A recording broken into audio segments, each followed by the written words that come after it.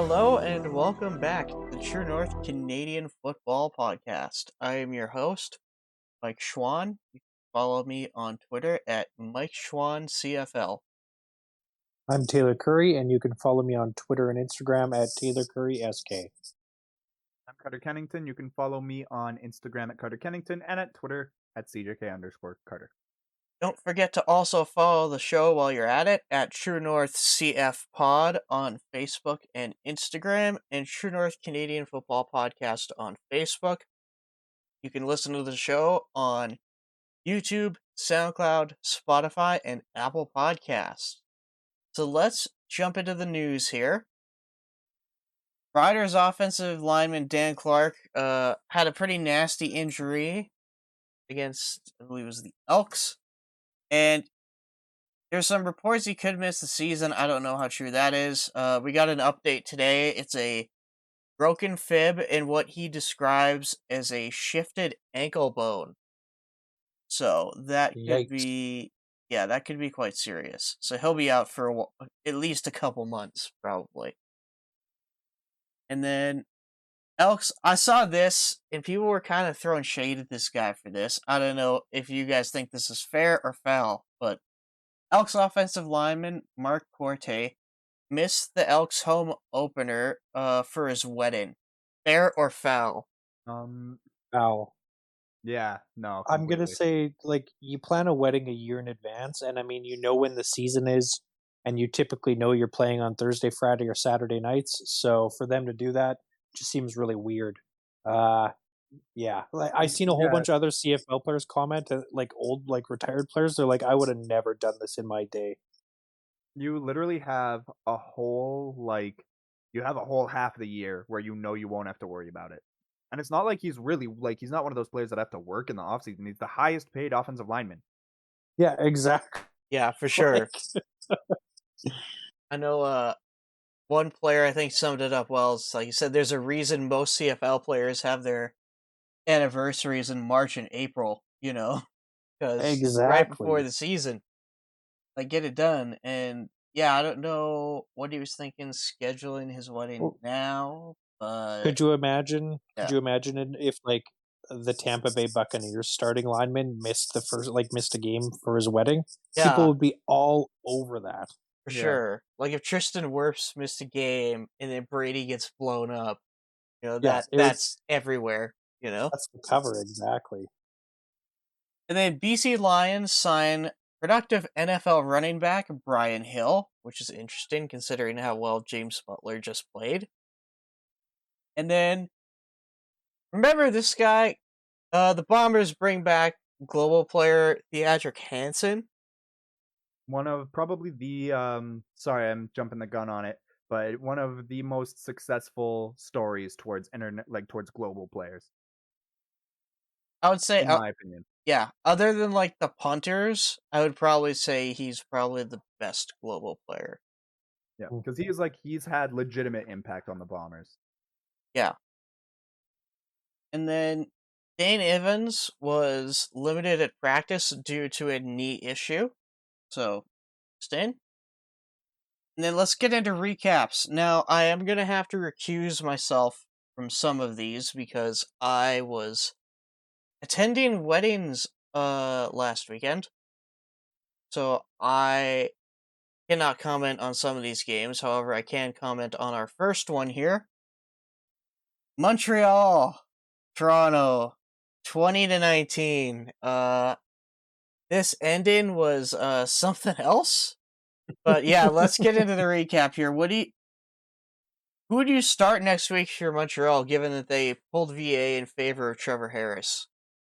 Yeah, I mean it's tough. I mean you don't want to take away VA's kind of motivation, but Trevor Harris didn't do bad last week. He didn't get them the win, but they should have won. So I think it's a really tough decision. I mean, I think you throw VA in there, but his leash is even tighter, and if he keeps playing the way he is, he's gone. Yeah, I mean, looking at Trevor Harris's numbers, it's not insane. Like, I mean, 0 touchdowns to 1 pick, that's not great. 60% completion rate compared to, I mean, I guess the small sample size from Vernon Adams, but I mean, he was 50%. He only threw 4 passes, but He was 50%, and I'm inclined to agree that yeah, it's like let's like give Vernon Adams that one final shot where it's like we really want this to be your team, but we're gonna go with who gets us wins. And if Trevor Harris, excuse me, looks more likely to get you those wins, then you can't keep doing what's gonna have you lose.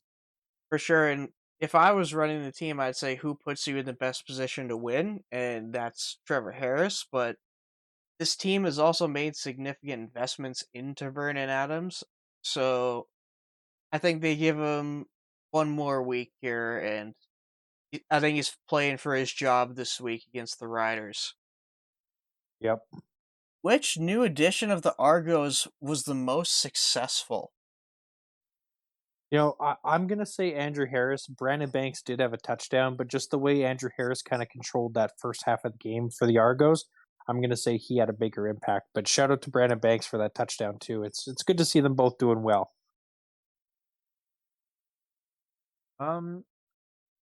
Which new addition was most successful? I mean, it's a shame because he got hurt a little bit, but like I think Andrew Harris had like a crazy game for someone who was like possibly going to be having like maybe that's the Bomber fan in me talking, but like I think he had a huge impact, especially early game. Just looked like a man on a mission with how he was handling that and like hurdling guys and stuff too. Yeah, like I think he definitely was. I don't know how you really argue for someone else. Brandon Banks was good, but Harris was kind of most of their offense for a good portion of that game. It seemed like every other play they were going to him, and Montreal just at times they couldn't stop him. So for me, I think it's definitely Andrew Harris. And then let's get to the elephant in the room for this game. That ending. Oof. That ending. Chip shot field goal to win the game, and it goes wide left. Is that the biggest choke that you have seen in a CFL game? It doesn't get much closer than that. I mean, when the Riders hit when Cody Fajardo hit the field goal post a few years ago in the playoffs, that sucked. But man, this was a 22-yard field goal, and like to win the game, and just to lose that way, like to see those players as disheartened as they were after the game, it was just tragic. But you couldn't help but laugh a bit too, because it was just like you're never gonna it's just ridiculous. It was crazy. You're never gonna see that again. No. Hopefully not. Hopefully not. Yeah. I'm sorry to bring up another Riders situation, but the only one that I can think that compares to this is the too many men call. Yeah, that's where I was going. I was gonna say that's it. That is the only game I've ever cried at. Was the 13th man. That yeah. But man, I was pretty close to during the 2011 one too. So, but like I feel like in 2011 we pretty much got slapped around for the Grey Cup game, so I kind of knew right away that we were done. But but yeah, no. So I think you had it worse. For sure. I think the 13th man, I think, is definitely probably the biggest choke that I remember, and I am counting that as a joke. But this is definitely up there in terms of like the funny ones. Like you have such an easy kick to win the game, and they have a good kicker too. It's not like Montreal has, this guy who's like a crappy kicker who they should replace immediately. It's like last year of the new kickers, he was probably the best. And yeah, I don't know what happened. I guess he was channeling that anti Brett Lauder energy. He had no ice in his veins. Wow. So yeah, that's where I'm going with that. So that does suck, but not the biggest one I've seen. And then this one, I don't think I saw like little bits of the game, but I didn't see the whole thing. Winnipeg once again beat the Red Blacks. This time it was 19-12. Yeah, and once again the Red Blacks keep it close. Yeah. And then it was a slow start for both offenses. Why do you think that is? I think like it's still kind of early in the season, but I also think it was two good defenses playing well. Ottawa might not have as good a defense as Winnipeg's. They had their full pieces back in Winnipeg, and they were all starting to click. So, yeah, I just think it's kind of fresh and, yeah, just a good defensive battle to start the game. Yeah, I mean, that's the thing. I don't want to take anything away from the defenses here because watching the game, I was actually very infuriated, and I thought it was because Winnipeg's offense came out flat. But like looking back, Ottawa's defense was no, I think it was the other way around. Like Ottawa's defense was playing well, and luckily Winnipeg's defense was able to kind of bail out the Winnipeg offense for the first half. All right, for this one, I'm gonna recuse myself once again, but I do think there's something there historically to the offense kind of being a bit behind the defense in terms of the early season. So, Mm-hmm. and then did Winnipeg make the right decision to give the reins to Oliveira and Augustine rather than keeping Andrew Harris? You know, I'm curious to see how Carter answers this because he's a Bombers fan. Right now, I'm gonna say like, if I was Winnipeg, I would have kept Andrew Harris. He's quite a price tag, but I guess they are kind of looking forward. But right now could be forward for them. Like Zach Claros isn't going to stay healthy for 6 years. You know what I mean? Like they got a pretty limited window with this all-star team they have here. So right now, I'm going to say they should have picked Harris, but it is early in the season. Yeah, I like what you had to say there about like yeah, Caleros is not going to be around for like he's not one that you're necessarily building for the future with. Like Winnipeg went through that rebuild cycle. This is where you win, right? And they've done a good job of Exactly. that. But at the same time, when you have these guys who have won back-to-back championships, everybody's going to be rightfully so asking for a little bit more money. So when you got to cut prices somewhere, you got to look at what was the reason that we really won last year. And a running back who, while very good, didn't play for half the season, not necessarily on your highest list of priorities when you had a historically great defense. And you had the MOP on offense as well, and some wide receivers that you could get for a little bit cheaper as well, like Drew Wolodarski and Rashid Bailey, who were reliable but not like the star guys, and we can sort of hope to develop them into being the star pieces this year. So I think like letting him walk was like I feel like if it wasn't him, it was going to have to be somebody else, and I don't feel comfortable letting anybody else walk from this team. At least none from who are like the all-star level players. So I think That's fair. right now, I think they made the right decision, but obviously that can change because we're just 2 weeks in. Yeah, oh, I like that though. That was good. I'm inclined to agree as well. Football at the end of the day is a business, and the cost of keeping Andrew Harris is probably just as, if not more expensive than having two of these guys. So for me, I think it's the right call in the long run. Might not be right now just because Andrew Harris, we talked about how great of a game he just had, so it it might not pay off right now, but I think it'll pay dividends in future. Hmm. And then what does Ottawa need to do to get that first win of the year? You know, they've been like we've been saying, they've been playing some good close tight games and stuff. It's just getting into the end zone on offense has been tough for them. Like Mazzoli, he's thrown for tons of yards already this year, but I don't think he has too many touchdowns. Maybe two, I think. So, you know, it's just it sucks. Yeah, they just got to get that offense in the end zone, and then I think they're going to start clicking because like they're holding their own against the Grey Cup champions. You know, they're not that bad. Yeah, that's how I felt about it. It's like we were kind of joking about it before we started recording. Taylor and I, we were just saying like, what does Ottawa need to do? Probably just not play Winnipeg, to be honest. Like they could like it's the way that they're playing, they could probably beat a good handful of teams. They could probably beat 5 out of the remaining 8. Maybe, in my yeah. I opinion. could see that. Yeah. I could see 4 or 5 teams on the other side of it. Now, Yeah, there's definitely some maybes. unfortunately, they have a bye week and then come back against BC. And BC is like a question mark, but leaning on the side of I don't think they can do it. But who knows? I mean, I think that they are like right now. I haven't seen enough to justify this opinion, but I could see putting them like smack dab in the middle of the league, like 5th. Oh yeah, absolutely.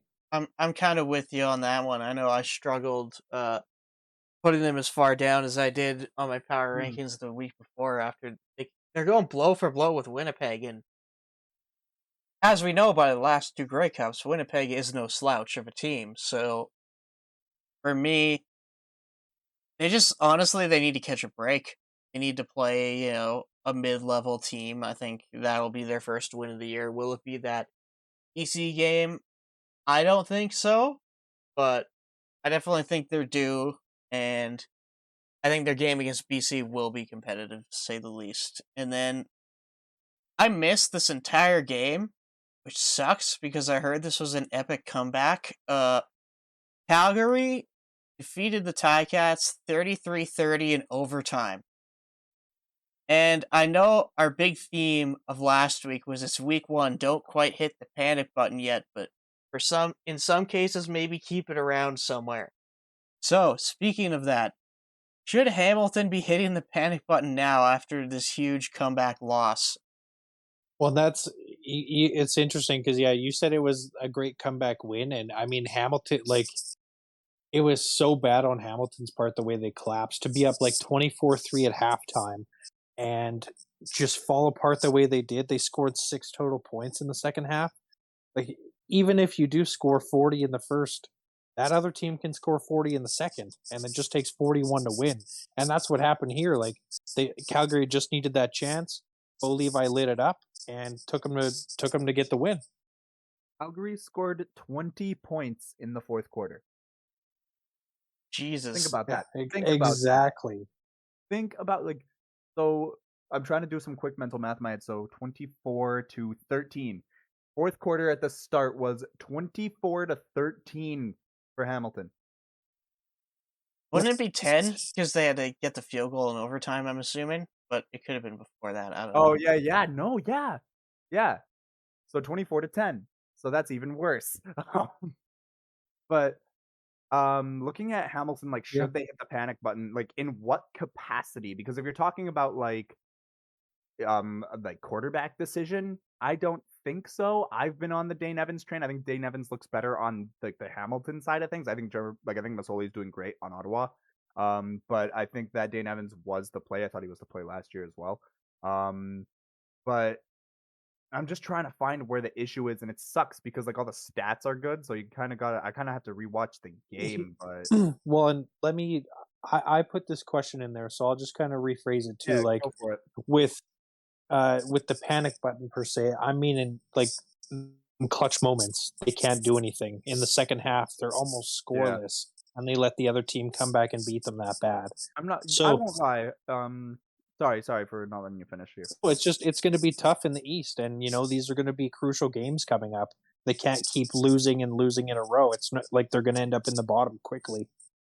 Yeah, no, that's fair. And I remember I once had I had a rant on this podcast, I think in the first season, because of how poor the Bombers were doing in second halves consistently.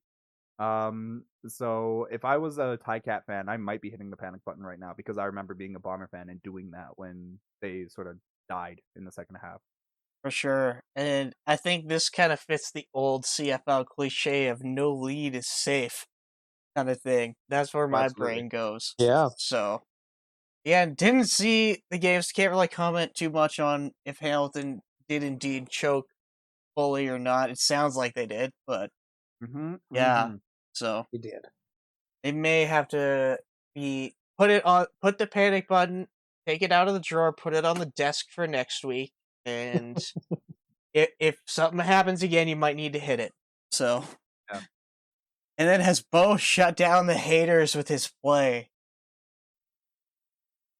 It was it was a slow first half for them, which doesn't play for favor in him. They only scored 3 points in the first half, so I'm gonna say he's quieted them down, but it's gonna take another week or two to shut them down for the season. Because while he had a good game, it'll only take 1 or 2 more to bring back the whispers of Jake Maier.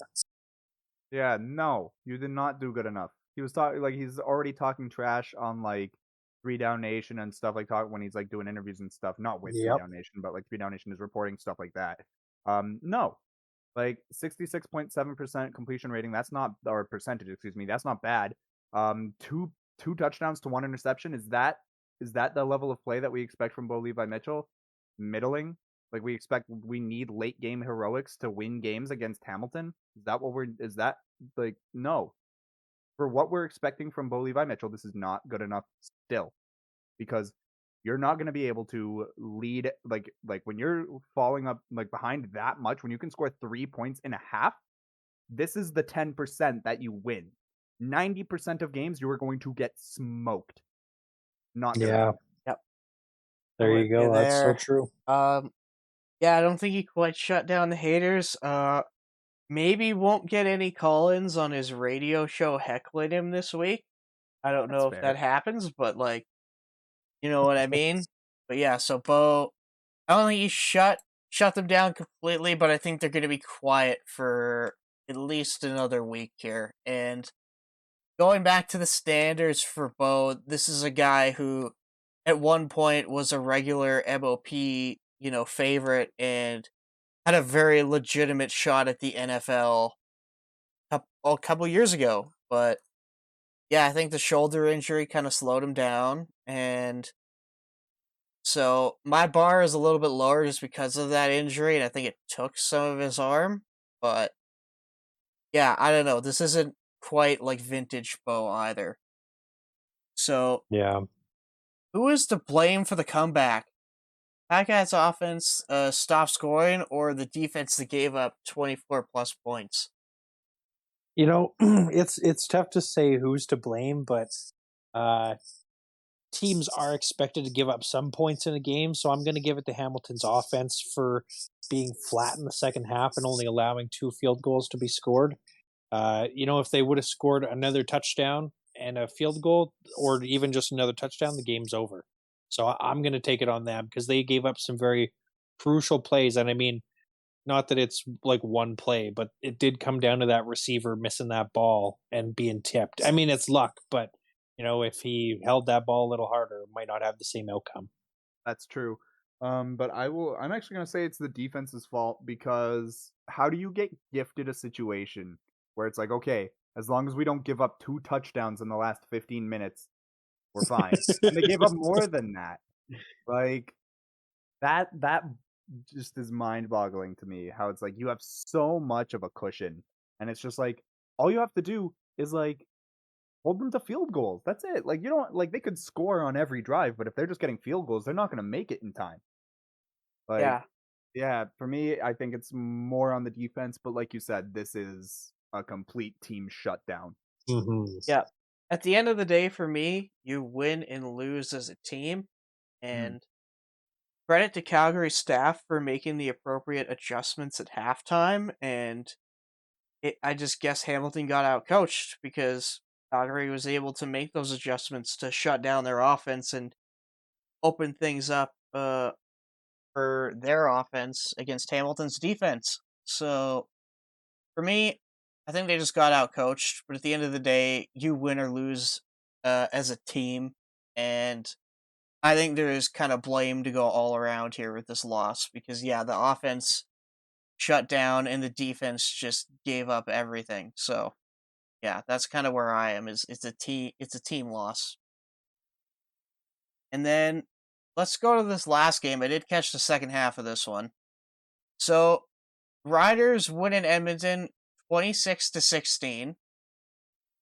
So Jamal Morrow definitely made a name for himself in this game.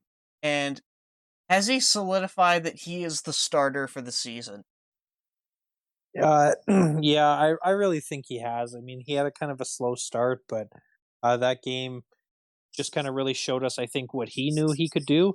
And now I was a fan that was kind of worried about our running back situation. And I don't expect 126 yards every week, but like if he keeps up the high level of play, I'm happy with him as the running back because he let Cody like throw and play option and do what he had to do to get the win.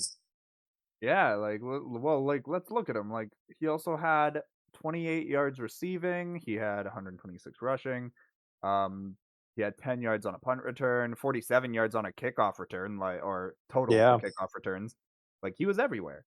I think that yeah, you found your guy for now and like all purpose yards, I think he equips 200. Yeah, surely he did.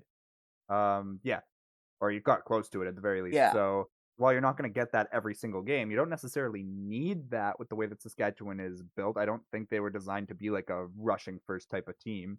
Nope. But obviously, better running backs help. And I think that's what you found. I think you found a really good running back. And so if I was in Ryderville, I'd be breathing a lot easier. For sure. I know me and my boss were discussing this last week.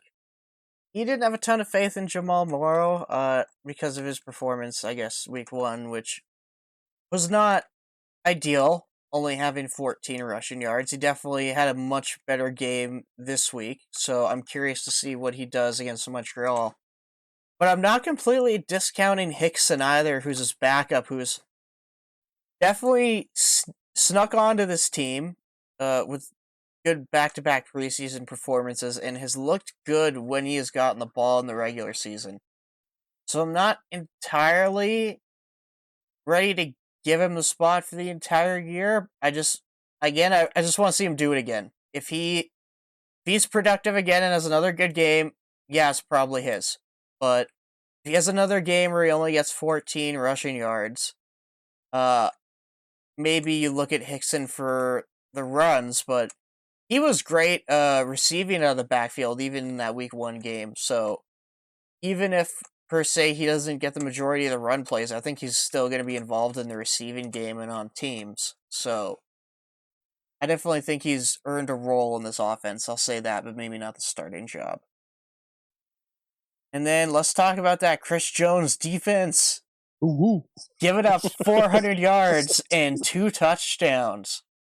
What's the problem? Specialist. Yeah, defensive specialist, Chris Jones, baby. Yeah. So, what's the problem? DB's line play, what do you think it is for this defense? I think it's a little bit of combination of both because there were some very big catches that were got. Like Shaq Evans had a really nice catch. Mitchell Picton for his touchdown was like he had nobody around him. He was wide open in the end zone. And like for Jamal Morrow, a young CFL player to have the game he did against some pretty big names on that defense. It's surprising to see them do this bad. So like I'm going to say it's a bit of both. They've been so inconsistent and yeah, I don't really see the specialist right now. That's what I'll say. Edmonton's been pretty consistent on defense, just consistently bad. Yeah. Like when you've got, hang on, let's see. So we got Wilder and Lawler. They're on the defense list for stats for getting tackles based off of interceptions. Yep. Turnovers. So it's like that's not a great sight. And it's just like looking at the list. It just looks like everybody comes out flat, and at points when and even not looking at just that in general, but like you see those back-to-back snaps, the back-to-back wild snaps from Edmonton. Yep. Yeah. That blew my mind. The fact that it's like twice in a row, once in a field goal situation, Sergio Castillo with the big brain play to attempt a pass to at least like revert the yards back, but still, like that's insane to me. But yeah, just looking at this Edmonton Elks team, they're currently firing on no cylinders. Nope. For sure. And this reminds me of that, what Carter's talking about there reminds me of my cousin who used to play for the team formerly known as the Edmonton Eskimos. He was their long snapper, and I remember the special teams coordinator didn't like him one year, so he left and went to Winnipeg, and the guy they replaced him with sucked. And I remember Glenn Suter talking about it on the play-by-play. It's like, you never would have seen this if so-and-so was still here. And I'm like, yep, that's my cousin, And, yeah, I don't know. Those bad snaps definitely hurt. But for defense, I think Jones just brought in too many Jones guys that are too old. Like, you look at Ed Gainey, he's okay, but I think he's lost a step. He's not that insane 3-pick or 4-pick game that he had a couple years ago. Not the same guy. Issei Malbury, I didn't even know he was in the league last year, getting meaningful minutes, and he's the guy I like, but even then, it's like, I feel like he's living in the past a little bit with some of the guys he's brought back. But one thing is definitely for sure. Once Duron Carter comes back as a safety, this defense is going to be fine. They're going to be elite. No one is going pick free. Bo Levi Mitchell is shaking in his boots when Duron Carter makes his debut at safety. So whatever that is. Yeah, for sure. And then after week 2, do the Riders still keep that crown that we were talking about before as the league's best defense? In my opinion, yes. Just the way that they've been getting sacks. I seen a stat today that the Riders have more sacks than the whole East combined right now. So just with the way they've been playing, another couple picks this week and stuff, I'm going to say yeah, they're the best defense right now. But Winnipeg has only had 1 week with Jackson Jeffcoat and Willie Jefferson, so give it time, things could change. Yeah, I think like crowning a championship or a crown, I guess would be the crowning a crown for the best defense so far right now. Like if you forced me to say a name, I would probably go with Saskatchewan. But I think it's too early to say that definitively. But who knows? I mean, BC's might even be that good. I mean, they held Edmonton to less points than Saskatchewan did. Yeah, I know we were looking at BC's defense, and they're kind of sneaky underrated this year. The only thing they're really missing is kind of that elite pass rusher. And Yeah. I kind of made a comment in week 1 that Saskatchewan didn't have that either, but at the same time, like, as a team, there's just so many really good pass rushers. Like, you might not have that alpha number 1 like a Willie Jefferson or a Jeffcoat, but you have guys that are all like really close to that, and that's basically your entire D end core. So it's like, yeah. I think they had 8 sacks week 1.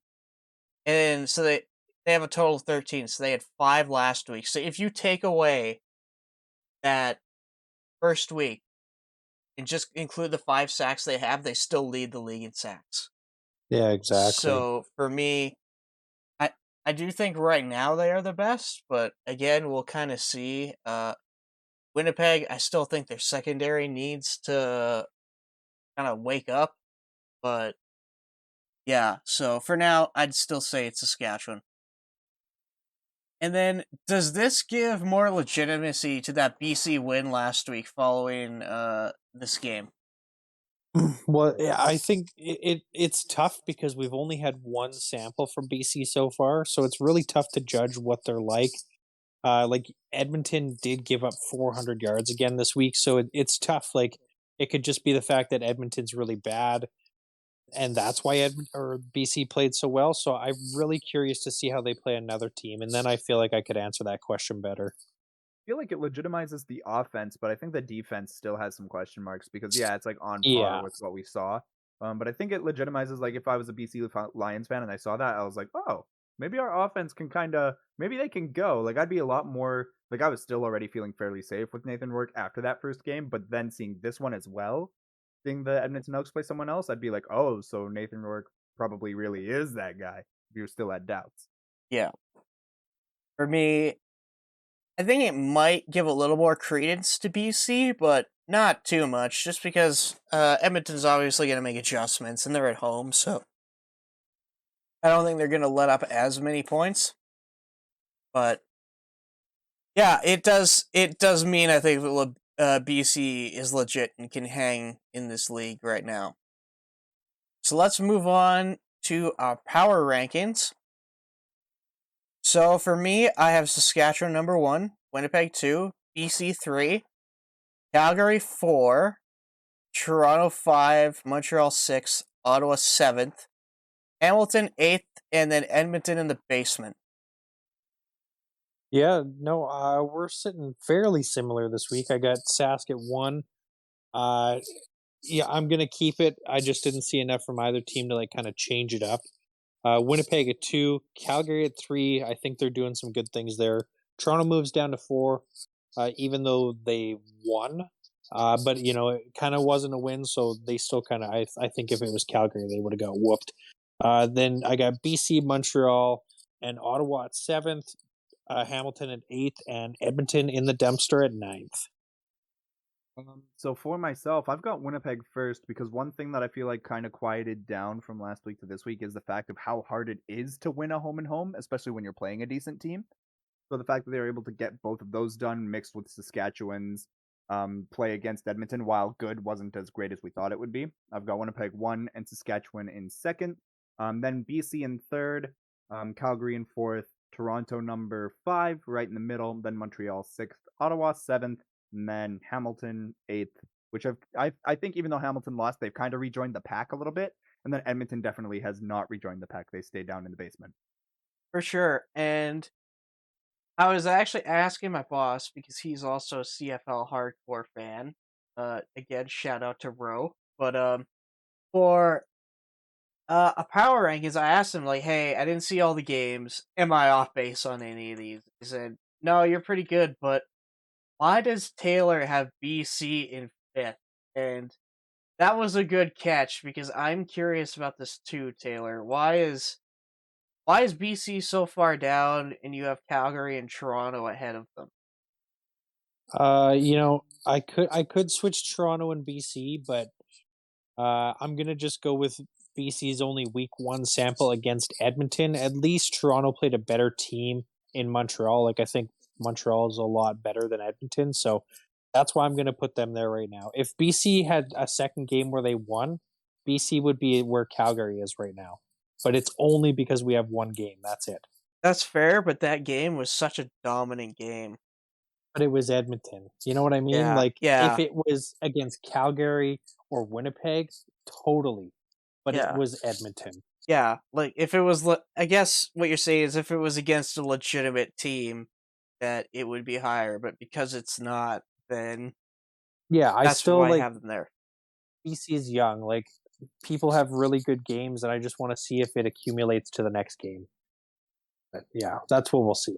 Okay, fair enough. We have to defend myself in the comments this week. Yeah, Or I this know. week, Hey, sorry. I got it from Calgary fans pretty much leading up to the entire season, so it's someone else's turn to get some shade thrown at them.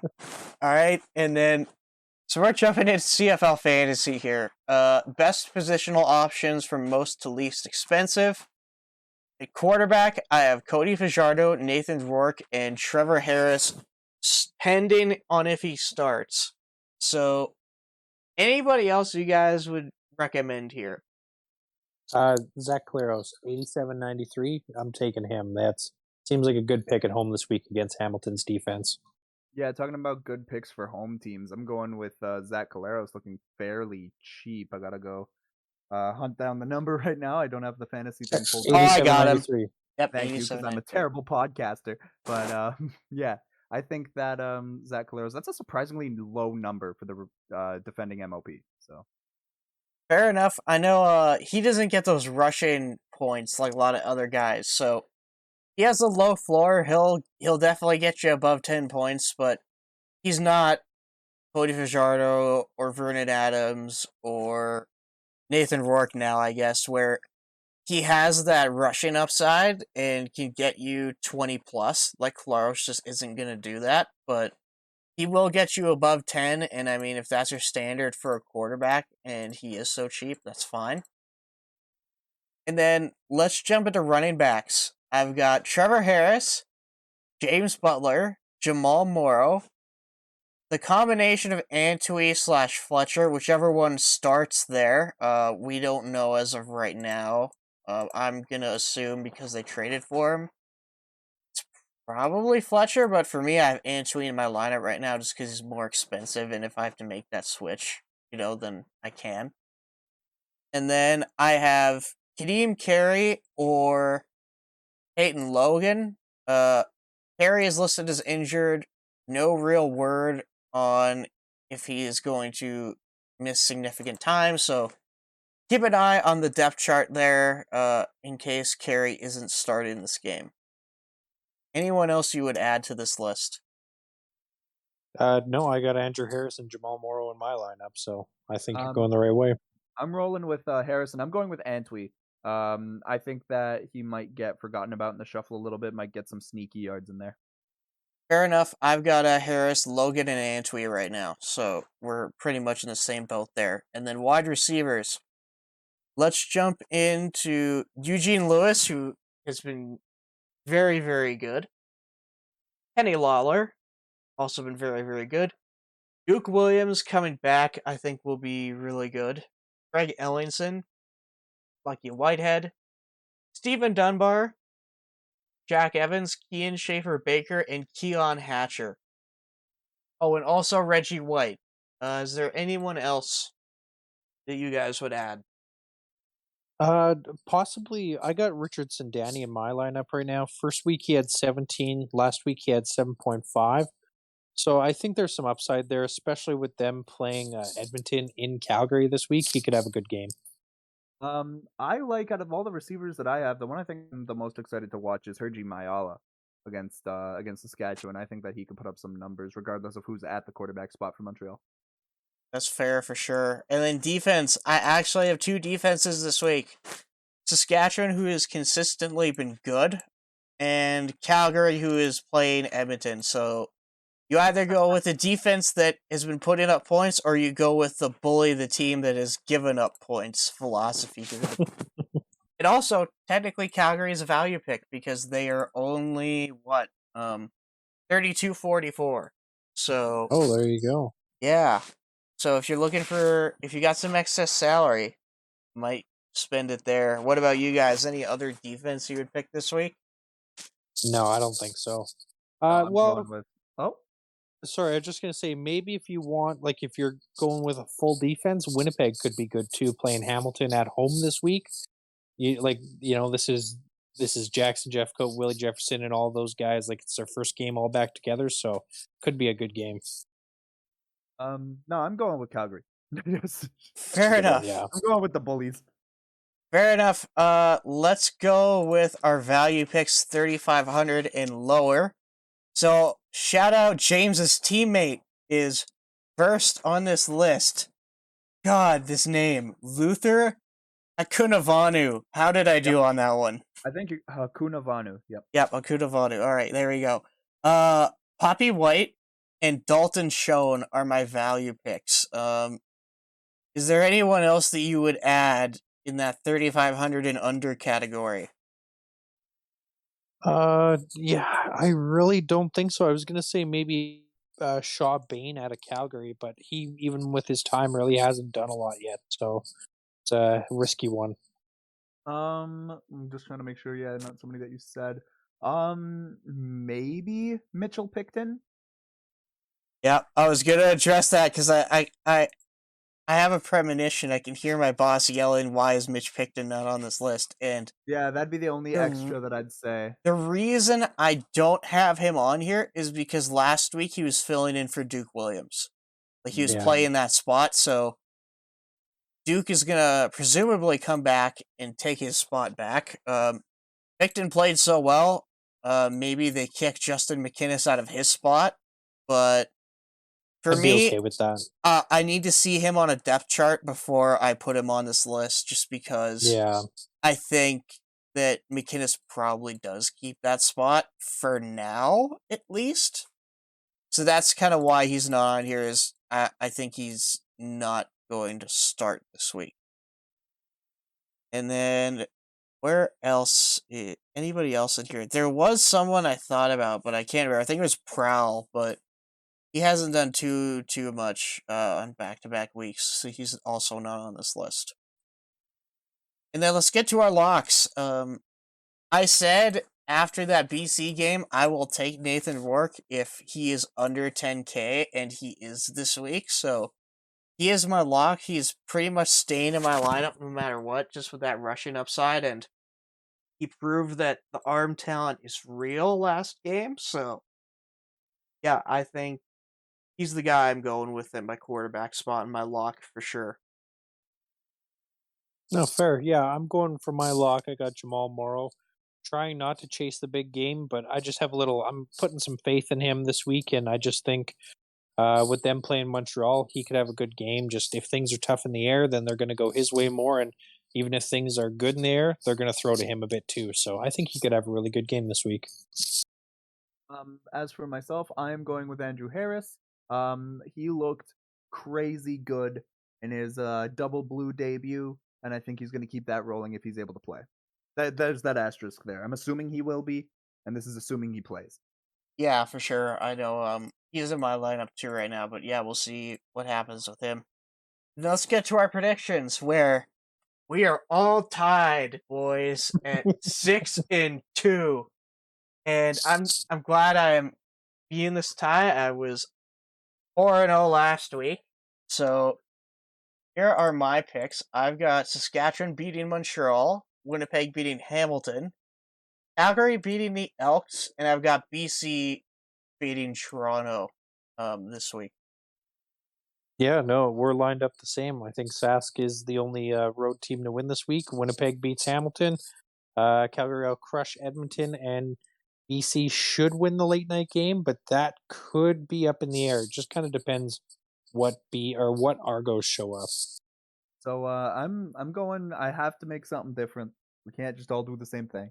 Even though Being a this is a close game, it's contrarian a- for the sake of contrarian. I know. Yep, it's a toss up for me, and I had to change one, and this one is the most of a toss up. So Montreal, I'm going over Saskatchewan, then Winnipeg, Calgary, BC. Fair enough. And what do you guys think is actually the toss-up game this week? For me, I think it's probably that Toronto BC game, but I think it also could be Sask Montreal. What about you? Yeah, I'm leaning the same way. It's going to depend what Toronto shows up, but that Sask Montreal game could be interesting just with Dan Clark out and stuff. Like you never know. So Man, I don't know. Looking at. Sorry, I got a little bit of a mic issue. Could you repeat? Oh, all good. So, which would you say was the toss-up game this week? Is it Oh yeah, Montreal, Yeah. Saskatchewan. Fair enough? All right.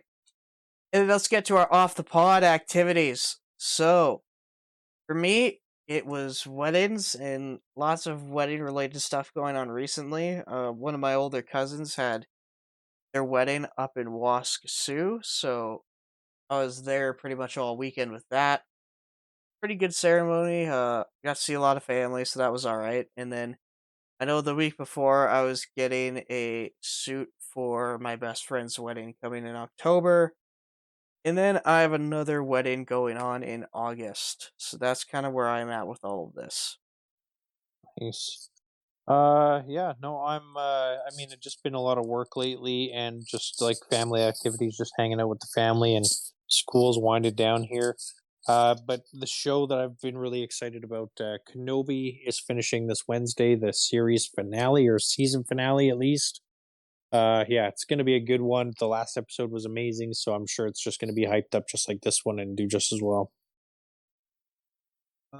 Yeah, as for myself, finally catching up on the boys. Finally decided to sit down and watch it. I got a free month of Amazon Prime, so I was like, you know what? Let's do it. I've heard so many good things. Yep. I have to, right? So Yep. I'm just on episode 3, but I've been enjoying it so far.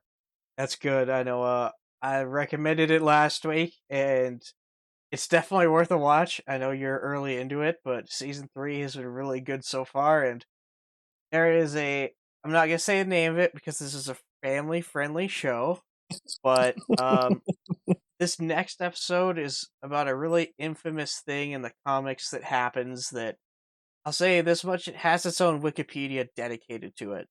So it's a big one that some fans are looking forward to. And again, boy, is not a PG show, so don't be showing this to your kids. But it is a good show if you're looking for some good satire on the superhero genre.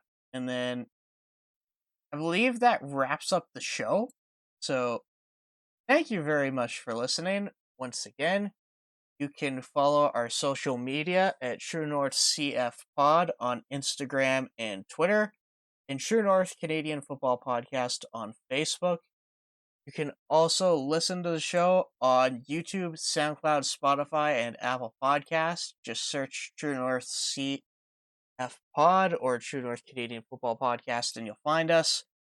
Once again, I have been your host, Mike Schwann. This is the True North Canadian Football Podcast signing off.